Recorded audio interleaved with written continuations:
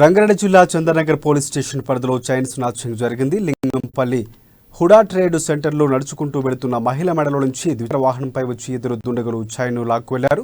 బాధితురాలు రాజశ్రీ స్కూల్లో పిల్లలకు లంచ్ బాక్స్ ఇచ్చి మార్కెట్ వెళుతున్నప్పుడు ఈ ఘటన జరిగినట్లు సమాచారం. స్థానికుల సమాచారంతో పోలీసులు ఘటనా స్థలానికి చేరుకున్నారు. పోలీసులు సీసీ కెమెరాలను పరిశీలించిన పోలీసులు నిందితుల కోసం గాలిస్తున్నారు.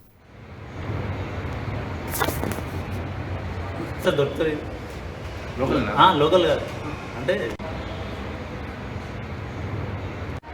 ఇక్కడ ముందు కొట్టిండా ఈ పక్క కొంచెం గేట్ వెనకాల కొట్టిండు.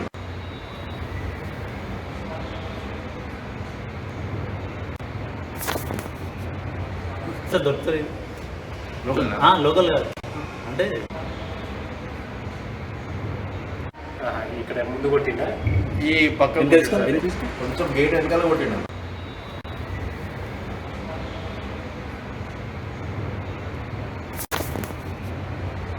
దొరుకుతుంది లోకల్